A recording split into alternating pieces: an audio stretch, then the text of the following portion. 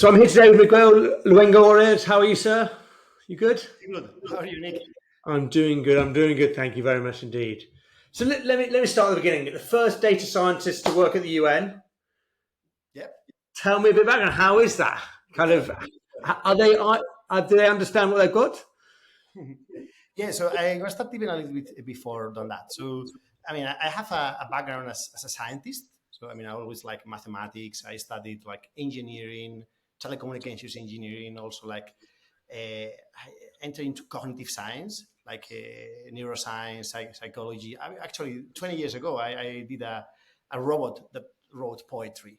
Okay, that these days is a little bit more like kind of on the news. So, I mean, after that, and in science on biomedical research, I am spending a few months at Silicon Valley where I could like see the technologies that were changing the world. I thought, okay, I would like to apply all this science to have an impact in the world like right now.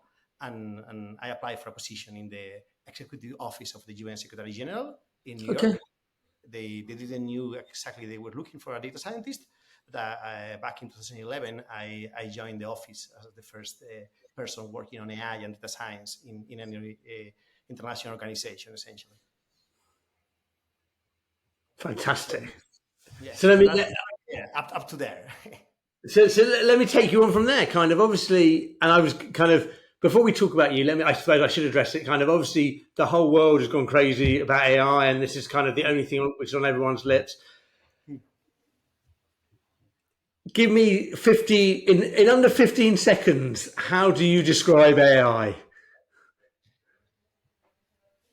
AI is like a machine trying to or replicating some of the cognitive tasks that we humans do.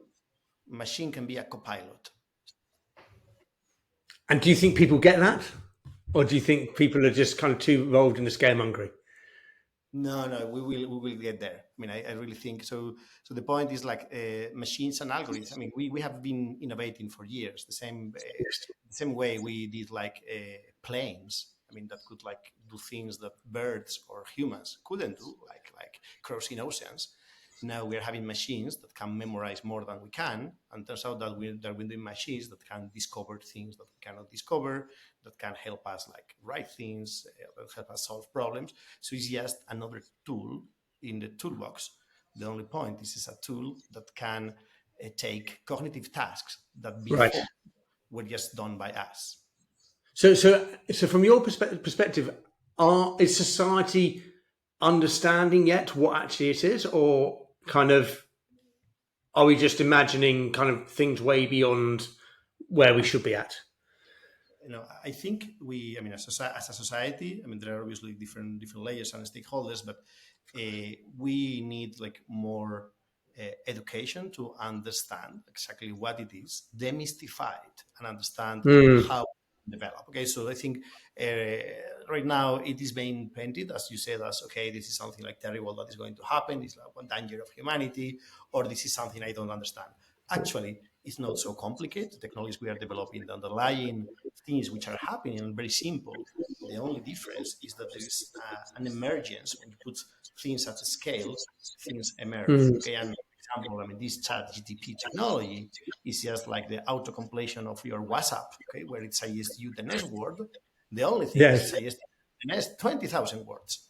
So it's just, I mean, I think we will be there, but it's true that as it's evolving exponentially, we need to understand the different layers that matters here. And there are layers about risks, there are layers about opportunities, there are things which are going to change yes or yes, and this affects directly to business, even to society. So I think it's important to understand which are the risks and which are the things that are going to change yes or yes. We are like in the new chapter of humanity, like season 3.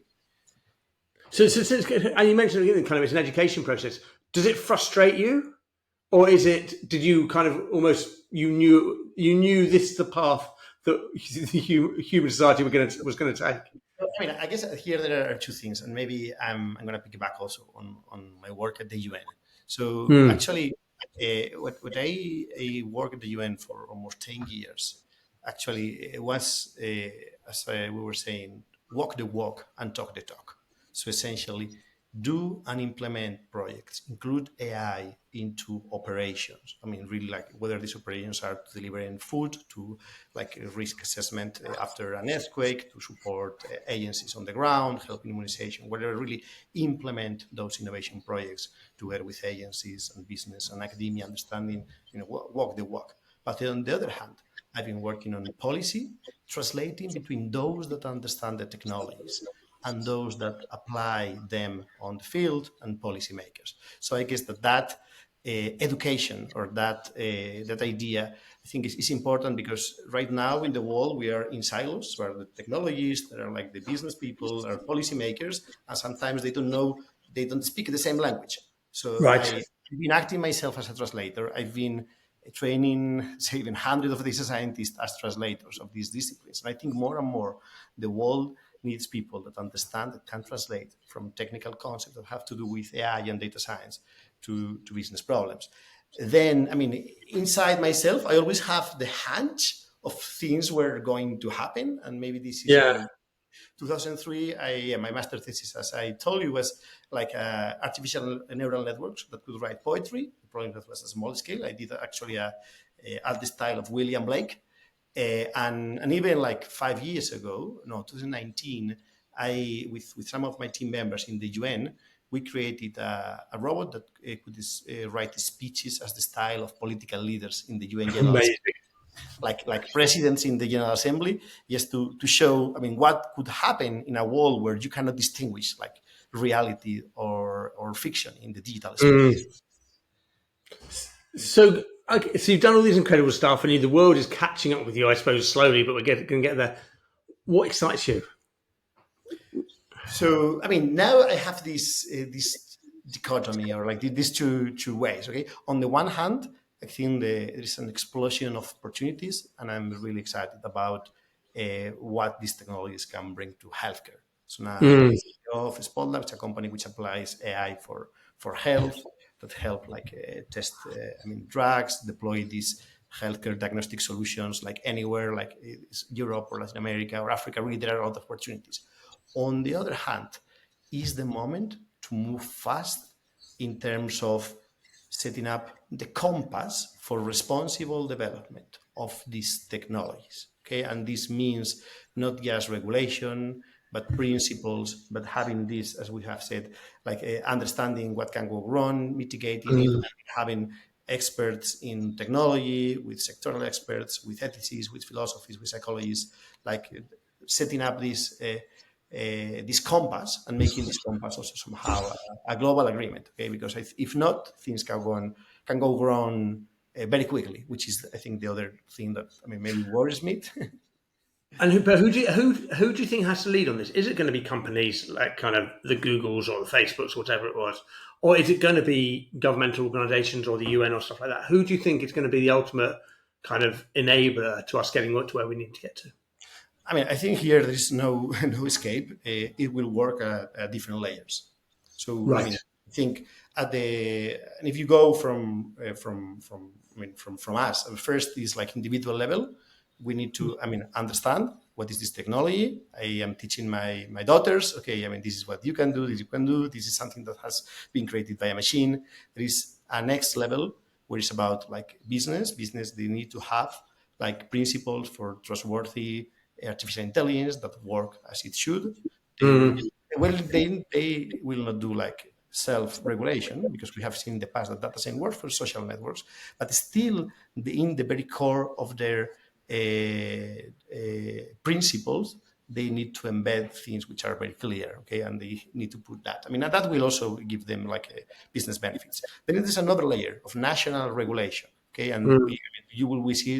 This today, the EU is voting for the AI Act. We are seeing national governments having their strategies, and I think there will be another level, maybe it's international level, where you can see something like CERN for AI, where you do research with very powerful tools, or like the Nuclear Agency for oversight of problems, or even something like a pandemic treaty, but for AI, a global AI or digital emergency. So I think it has to work at all these layers, and if we don't make it work at all the layers, something will not work exactly well.